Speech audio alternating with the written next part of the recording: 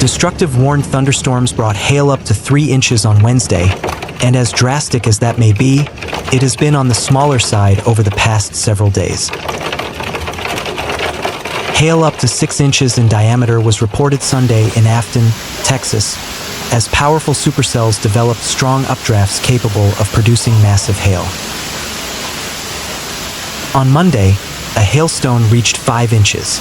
A nearly stationary front stretching from the southeast to the central Rockies draws warm, moist air northward from the Gulf of Mexico.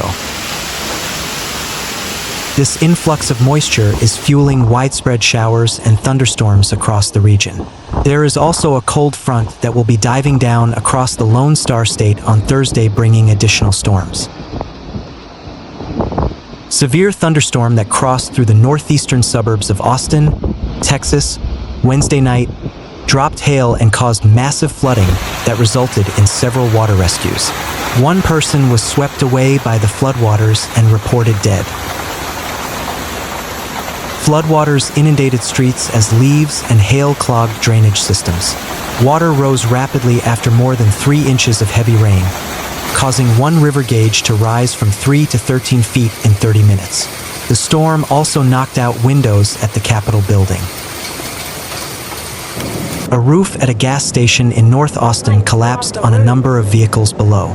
According to the Austin Fire Department, AFD, the collapse happened at a station in the 7500 block of North MoPac Expressway southbound. A caller told operators that the gas station pump's roof has collapsed and is on a car. The number of injuries caused by the collapse is unknown, according to AFD. The Texas state capitol also experienced damage. The storm caused glass near the top of the Capitol rotunda to break. Austin-Bergstrom International Airport also sustained a bit of damage, with airport officials reporting that high winds caused doorway glass near TSA Checkpoint 1 to break. No one was hurt, and airport crews worked to clean up the glass and ensure no one walked through it. The Texas Longhorns baseball stadium was damaged during Wednesday's severe storms in Austin. The center field fence at UFCU Dishfalk Stadium was impacted, with debris seen on the grass as crews worked to remove the damage. The Longhorns are set to host Houston Christian University during the 2025 NCAA Austin Regional Tournament game at 1 p.m. on Friday, with plans to continue as usual. When asked about whether the game will still happen, Texas Athletic Director Chris Del Conte replied to a post on X stating, "Yes, sir." He posted an additional response on X stating, "Keep faith, the team is on the job." Massive hailstones, one measured at nearly 6 inches in diameter, pummeled Texas over the holiday weekend, with storm chasers helping scientists on a mission to research big hail. On Sunday in Afton, about 70 miles east of Lubbock, storm chaser Colt Forney found a hailstone that may have been more than 6 inches in diameter, about the size of a baseball cap. IceChip, a project at Northern Illinois University funded by the National Science Foundation that aims to answer scientific questions about hail, measured a 5.47-inch hailstone in the same town. It was bigger than a baseball and a golf ball put together. Not to be outdone by Sunday's discovery, a 5.87-inch hailstone was recorded at Menard, Texas, about 150 miles northwest of Austin, Monday by Landon Moeller from IceChip. Is this what they call the finger of God? Massive hailstones today. Everything really is bigger in Texas, Moeller posted on X. The official hail record in Texas is 6.42 inches, set in Hondo on April 28, 2021. Larger stones were also measured last year but haven't made it into the record books yet. Even if the stone is clearly measured, it can take years for the records to be updated. A hailstone that fell in Vivian, South Dakota, on July 23, 2010, holds the United States record for the largest size with a diameter of 8 inches. Central Texas is bracing for another potential round of storms after midnight Thursday, as Austin continues to recover from a massive hailstorm that caused widespread damage across the city and led to power loss for tens of thousands of customers. The supercell storm produced large hail that shattered glass near the top of the Capitol Rotunda and at the entrances of Austin-Bergstrom International Airport. Significant damage also occurred at UFCU Disch-Falk Field, home to the Texas Longhorns baseball team and the scheduled site for the NCAA tournament's Austin Regional starting Friday. In addition, the roof over the pumps at a Shell gas station on the 7500 block of North MoPac Expressway collapsed while drivers were still inside their vehicles. These storms are part of a broader severe weather pattern expected across the region this week, marking the third consecutive day of heavy rainfall. Isolated to scattered storms are likely to continue through the weekend before clear skies return Sunday, just in time for a large Saharan dust plume to hover over the city through late next week, bringing hazy skies and low-quality air conditions. The National Weather Service is warning that more severe storms could develop late Thursday and continue into early Friday morning. This is because a weather disturbance, basically a ripple of energy in the upper atmosphere, is moving through northwest Texas. This disturbance will interact with a cold front that's moving south, helping to trigger scattered thunderstorms across West Texas during Thursday afternoon and evening, and will move into the southern Edward Plateau and Hill Country after midnight. Severe storms within the complex may produce large hail and damaging winds. In addition to the severe threat, pockets of high rainfall rates are likely but impossible to determine exactly where in this mesoscale environment, the National Weather Service office wrote in the forecast.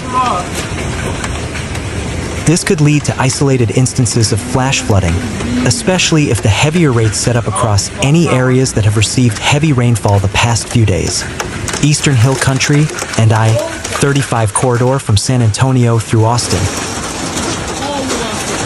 Chances for showers and thunderstorms continue Friday night into Saturday as mid-level moisture from Tropical Storm Alvin, the first named storm of 2025, over the eastern Pacific is expected to stream northward across Mexico toward the Rio Grande and potentially reach central Texas. Some of this moisture may reinforce shower activity along a stalling frontal boundary, and ensemble guidance indicates that a transient west-east oriented trough axis over northern Mexico may also help enhance divergence aloft over our area, the forecast states. While the bulk of the tropical moisture is more likely to be to our south, given generally northwesterly mid-level flow, there is decent medium-range support for isolated to scattered showers and storms over our region Saturday. Meanwhile, in Baldwin County, trees are down on County Road 54, near Belfast Cemetery Road and Austin Road, according to the Baldwin Emergency Management Agency. Loxley Police Department officials have reported that a trailer park at Highway 55 and Thompson Road is heavily damaged. Strong storms that have moved through the area, as well as a confirmed tornado, have caused damage in the News 5 area. Tree damage has been reported in the Princeton Woods area in Mobile County. News 5 crews saw a tree on top of a home. Other trees have fallen in the area. Baldwin EMC reports widespread power outages across the system due to a strong line of storms moving through Baldwin County. Our crews are actively assessing damage and will begin repairs as soon as it is safe to do so, the utility stated. Today will be an all-hands-on-deck effort until power is fully restored to all affected areas.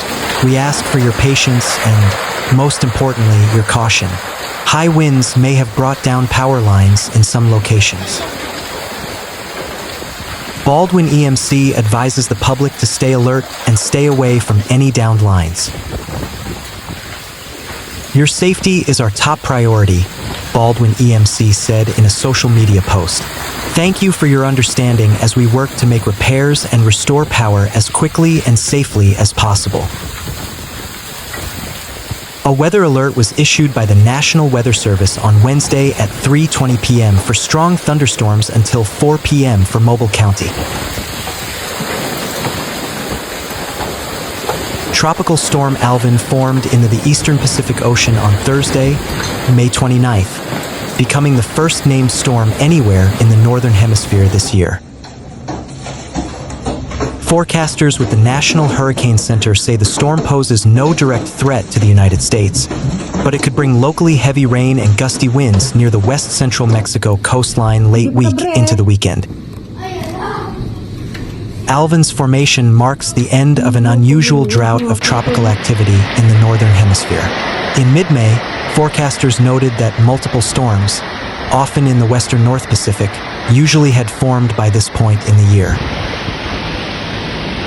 The oddity didn't stop the National Oceanic and Atmospheric Administration from predicting an above-average hurricane season in the Atlantic Ocean. While all is quiet at the moment in the Atlantic, forecasters are keeping an eye on several weather systems ahead of the official start of the Atlantic hurricane season on June 1st. It is possible Alvin may strengthen further into a hurricane, AccuWeather said. The storm is expected to begin to lose wind intensity as it moves northward toward Mexico into the weekend and moves over cooler waters and an area of increased wind shear, which acts to tear storms apart. As of 11 a.m. Eastern Time, May 29th, the center of Alvin was located about 670 miles south-southeast of the southern tip of Mexico's Baja Peninsula. Alvin was moving to the northwest at 10 miles per hour. Its maximum sustained winds were 40 miles per hour. Alvin marks an early start to the eastern Pacific season. The average date for the first tropical storm of that season is June 10th, according to the National Hurricane Center. Alvin may still wander far enough to the north along the west coast of Mexico to allow some moisture in the form of clouds and downpours to reach parts of Texas or New Mexico as early as this weekend, AccuWeather meteorologist Alex Sosnowski said. Eastern Pacific tropical storms and hurricanes seldom have any major impact on the United States.